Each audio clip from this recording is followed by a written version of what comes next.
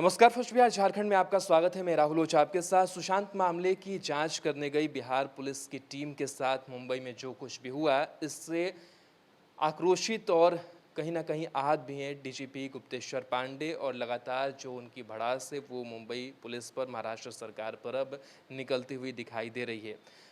वो अब ये कहते हुए नजर आ रहे हैं कि जिस तरीके से हमारे पुलिसकर्मी को वहाँ पर क्वारंटाइन कर दिया गया, विनय तिवारी को सीबीआई को लेकर के वहाँ पर बयान आता है कि सीबीआई पहुँचेगी तो उन्हें भी क्वारंटाइन कर दिया जाएगा। साथ ही साथ उन्होंने कहा है कि हम सुप्रीम कोर्ट के फैसले का इंतज़ार कर रहे हैं, और जिस तरीके से एक विलेन की भूमिका है वो महाराष्ट्र पुलिस निभाती हुई दिखाई दे रही है, और जो छवि है बनी है मुंबई पुलिस की, उससे पूरा देश जो है वो आक्रोशित है।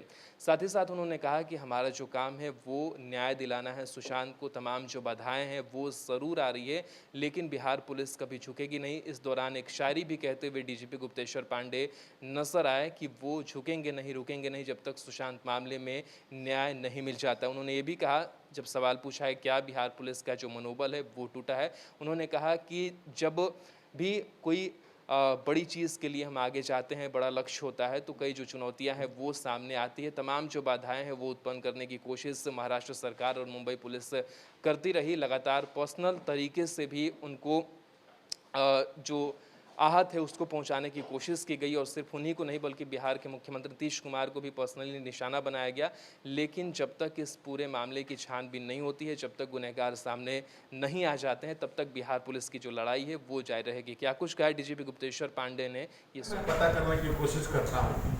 और हम लोग इस बात से दुखी हैं कि मतलब हमारी जो टीम गई, एक तो उनको काम करने नहीं दिया, सहयोग नहीं किया, और किस तरह से उनके सरकारी काम में बाधा पहुंचा दिया टीम ने। भाई वो जो अनुसंधान कर रहे थे उनको रोक दिया, उनको सरकारी काम करने से रोक दिया हमारी टीम ने। क्या तो ये तो रेडिकुलस है, हास्यास्पद है। पूरा देश इसको देख रहा है। मुझे नहीं पता चलता मुंबई पुलिस को कौन ऐसा सलाह दे रहा है।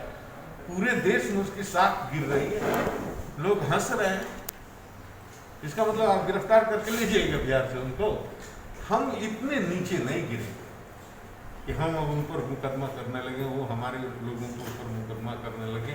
ये दुर्भाग्यपूर्ण है, बहुत ही अफसोस की बात है, और इससे किसी समस्या का समाधान नहीं होगा। हमें माननीय सर्वोच्च न्यायालय के आदेश का इंतजार करना चाहिए, और अपनी अपनी डिग्निटी को ध्यान में रखते हुए कोई ऐसा काम नहीं करना चाहिए जिसे देश में हम लोगों का नाम, वकील से सलाह लेकर के आगे कार्रवाई करेंगे। लेकिन सवाल है कि पूरे देश में इमेज क्या बन रही है मुंबई पुलिस की, विलेन की तरह। ये इमेज बना कौन रहा है? वो खुद अपना बना रहे हैं। उनको सोचना चाहिए सीपी को मुंबई के क्या कर रहे हो। सर आपसे कोई बातचीत हुई है? नहीं, मेरे से तो कोई कम्युनिकेशन चैनल सारा ठप है। यहाँ से पुलिस से, वहाँ के पुलिस वाले बात नहीं कर रहे हैं। बड़े पदाधिकारी से बात इतनी ही नहीं बात है। बात यह है कि एसएस होम भी वहाँ के एसएस होम से संपर्क नहीं कर पा रहे। मैंने कब कह दिया है बिहार पुलिस पर वहाँ एफआईआर किया जाना। कोई अपराधी थे, क्रिमिनल थे, चोरी करने गए थे, डकैती करने गए थे, किस तरह से उनके सरकारी काम में बाधा डाल दिया। उनके गाड़ी के सामने लेटे थे क्या? उनका रास्ता अवरुद्ध किए थे क्या? किसी अफसर को दफ्तर में जाने से मना किए थे क्या?